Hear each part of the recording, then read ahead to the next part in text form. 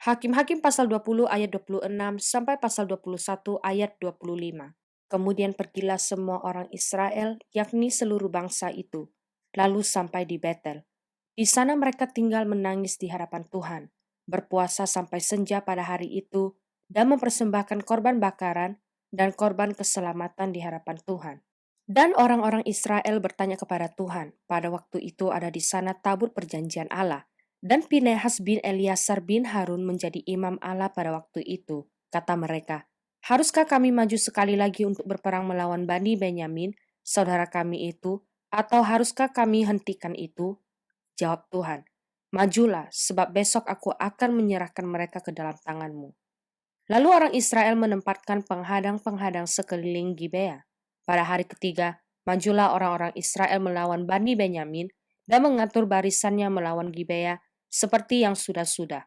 Maka majulah Bani Benyamin menyerbu laskar itu, mereka terpancing dari kota, dan seperti yang sudah-sudah, mereka mulai menyerang laskar itu pada kedua jalan raya, yang satu menuju ke Betel dan yang lain ke Gibea melalui padang sehingga terbunuh beberapa orang, kira-kira 30 orang di antara orang Israel.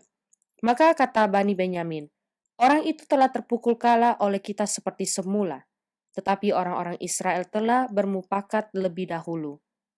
Marilah kita lari dan memancing mereka dari kota ke jalan-jalan raya. Jadi orang Israel bangun dari tempatnya dan mengatur barisannya di Baal Tamar. Sedang orang Israel yang menghadang itu tiba-tiba keluar dari tempatnya, yakni tempat terbuka dekat Geba. Dan sampai di depan Gibea, sebanyak 10.000 orang pilihan dari seluruh Israel. Pertempuran itu dahsyat, tetapi Bani Benyamin tidak tahu bahwa malapetaka datang menimpa mereka. Tuhan membuat suku Benyamin terpukul kalah oleh orang Israel. Dan pada hari itu, orang-orang Israel memusnahkan dari antara suku Benyamin 25.100 orang. Semuanya orang-orang yang bersenjatakan pedang. Bani Benyamin melihat bahwa mereka telah terpukul kalah. Sementara orang-orang Israel agak mundur di depan suku Benyamin, sebab mereka mempercayai penghadang-penghadang yang ditempatkan mereka untuk menyerang Gibea. Maka segeralah penghadang-penghadang itu menyerbu Gibea. Maka bergerak maju dan memukul seluruh kota itu dengan mata pedang. Tetapi orang-orang Israel telah bermufakat dengan penghadang-penghadang itu untuk menaikkan gumpalan asap tebal dari kota itu. Ketika orang-orang Israel mundur dalam pertempuran itu, maka suku Benyamin mulai menyerang orang Israel, sehingga terbunuh kira-kira 30 orang karena pikir mereka, tentulah orang-orang itu terpukul kalah sama sekali oleh kita seperti dalam pertempuran yang dahulu. Tetapi pada waktu itu, mulailah gumpalan asap naik dari kota itu seperti tiang asap. Suku Benyamin menoleh ke belakang, dan tampaklah kota itu seluruhnya terbakar. Apinya naik ke langit. Lagi pula orang-orang Israel maju lagi, maka gemetarlah orang-orang Benyamin itu. Sebab mereka melihat bahwa malapetaka datang menimpa mereka. Jadi larilah mereka dari depan orang-orang Israel itu ke arah padang gurun, tetapi pertempuran itu tidak dapat dihindari mereka. Lalu orang-orang dari kota-kota menghabisi mereka di tengah-tengahnya. Mereka mengepung suku Benyamin itu, mengejarnya dengan tak henti-hentinya, dan melandanya sampai di depan Gibea, di sebelah timur. Dari Bani Benyamin ada tewas 18.000 orang. Semuanya orang-orang gagah perkasa. Yang lain berpaling lari ke padang gurun, ke bukit Batu Rimon. Tetapi di jalan-jalan raya masih diadakan penyabitan susulan di antara mereka. 5.000 orang, mereka diburu sampai ke Gideon dan dipukul mati 2.000 orang dari mereka. Maka yang tewas dari suku Benyamin pada hari itu seluruhnya berjumlah 25.000 orang yang bersenjatakan pedang. Semuanya orang-orang gagah perkasa. Tetapi 600 orang berpaling lari ke padang gurun, ke bukit Batu Rimon, dan tinggal 4 bulan lamanya di bukit batu itu. Tetapi orang-orang Israel kembali kepada Bani Benyamin dan memukul mereka dengan mata pedang, baik manusia baik, hewan, dan segala sesuatu yang terdapat di sana. Juga segala kota yang terdapat di sana mereka musnahkan dengan api. Orang-orang Israel telah bersumpah di Mispa demikian. Seorang pun dari kita tak akan memberikan anaknya perempuan kepada seorang Benyamin menjadi istrinya. Ketika bangsa itu datang ke Betel dan tinggal di situ di hadapan Allah sampai petang, maka mereka pun menyaringkan suaranya menangis dengan sangat keras. Katanya, "Mengapa ya Tuhan Allah Israel, terjadi hal yang begini di antara orang Israel, yakni bahwa hari ini satu suku dari antara orang Israel hilang?" Keesokan harinya pagi-pagi, maka bangsa itu mendirikan mezbah di situ, lalu mempersembahkan korban bakaran dan korban keselamatan. Pada waktu itu berkatalah orang-orang Israel, "Siapakah dari seluruh suku Israel yang tidak ikut datang dengan jemaah ini untuk menghadap Tuhan? Sebab mereka telah bersumpah dengan sungguh-sungguh mengenai orang yang tidak datang menghadap Tuhan di Mizpah demikian. Pastilah ia dihukum mati." Orang-orang Israel merasa kasihan terhadap suku Benyamin, saudaranya itu. Maka kata mereka, "Hari ini ada satu suku terputus dari orang Israel. Apakah yang dapat kita lakukan kepada orang-orang yang tinggal di dalam hal mencarikan istri? Karena kitalah yang bersumpah demi Tuhan untuk tidak memberikan seorang pun dari anak-anak perempuan kita kepada mereka menjadi istrinya." Sebab itu berkatalah mereka, "Dari suku-suku Israel adakah satu yang tidak dapat menghadap Tuhan di Mizpah?" Lalu tampaklah bahwa dari Yabesh Gilead tidak ada seorang pun yang datang ke perkemahan jemaah itu. Lalu diperiksa jumlah bangsa itu, dan tampaklah tidak hadir seorang pun dari penduduk Yabesh Gilead. Maka perkumpulan itu menyuruh ke situ 12.000 orang dari orang-orang gagah perkasa, dengan memerintahkan kepada mereka demikian, "Pergilah pukullah penduduk Yabesh Gilead dengan mata pedang, juga perempuan-perempuan dan anak-anak. Tetapi perbuatlah begini, hanya semua laki-laki sajalah dan semua perempuan yang telah pernah tidur dengan laki-laki harus kamu tumpas." Mereka menjumpai di antara penduduk Yabesh Gilead 400 orang anak gadis, perawan yang belum pernah tidur dengan orang laki-laki. Lalu gadis-gadis itu dibawa mereka ke perkemahan di Silo di tanah Kanaan. Sesudah itu, segenap umat itu menyuruh orang membawa pesan kepada Bani Benyamin yang ada di bukit batu Rimon, lalu memaklumkan damai kepada mereka. Pada waktu itu kembalilah suku Benyamin, dan kepada mereka diberikan perempuan-perempuan yang telah dibiarkan hidup dari antara perempuan Yabesh Gilead, tetapi belum cukup juga jumlahnya bagi mereka. Maka bangsa itu merasa kasihan kepada suku Benyamin, karena Tuhan telah membuat keretakan di antara suku-suku Israel. Kemudian berkatalah para tua-tua umat itu, "Apakah yang dapat kita lakukan kepada yang tinggal ini dalam hal mencarikan istri? Sebab perempuan-perempuan telah punah dari antara suku Benyamin."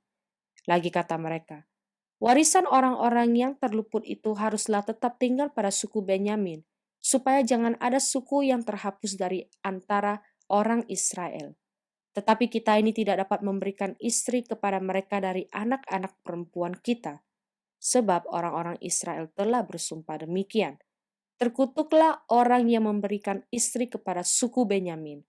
Lalu kata mereka pula, "Setiap tahun ada perayaan bagi Tuhan di Silo yang letaknya di sebelah utara Betel, di sebelah timur jalan raya yang menuju dari Betel ke Sikem, dan di sebelah selatan Lebona."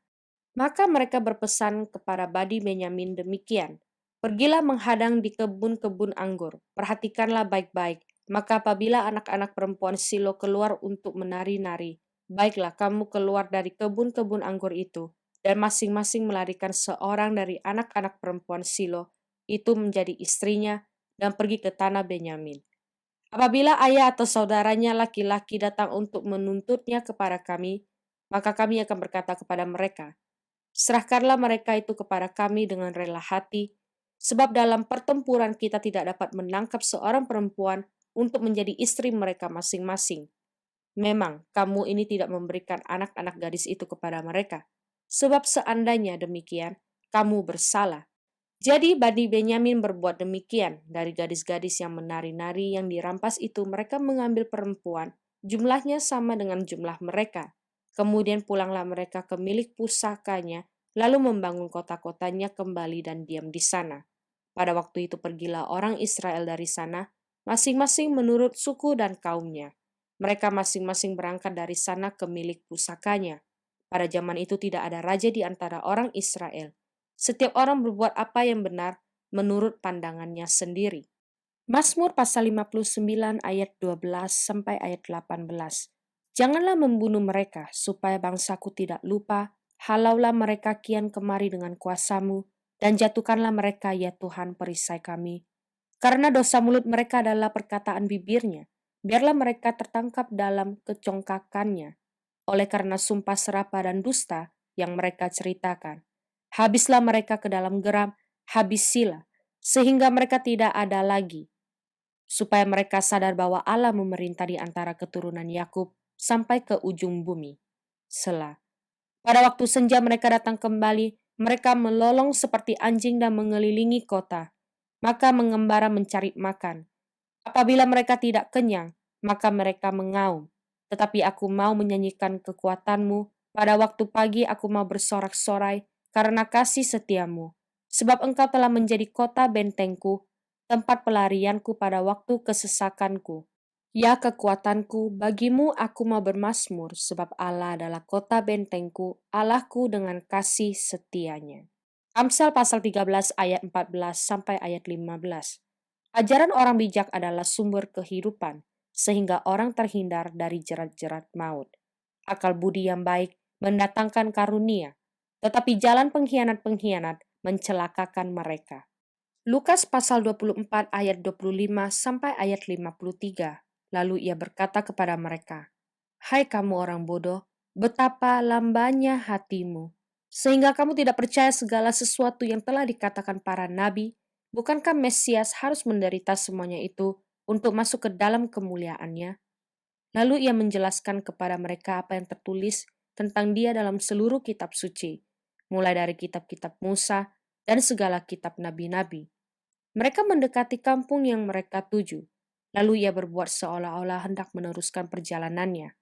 Tetapi mereka sangat mendesaknya, katanya, "Tinggallah bersama-sama dengan kami, sebab hari telah menjelang, malam dan matahari hampir terbenam." Lalu masuklah ia untuk tinggal bersama-sama dengan mereka.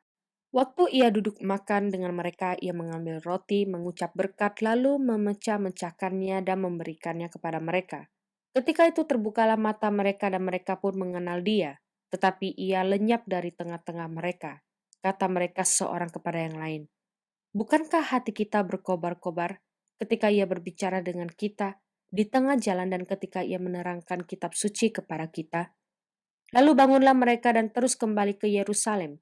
Di situ mereka mendapati ke-11 murid itu. Mereka sedang berkumpul bersama-sama dengan teman-teman mereka. Kata mereka itu, "Sesungguhnya Tuhan telah bangkit dan telah menampakkan diri kepada Simon." Lalu kedua orang itu pun menceritakan apa yang terjadi di tengah jalan dan bagaimana mereka mengenal dia pada waktu ia memecah-mecahkan roti.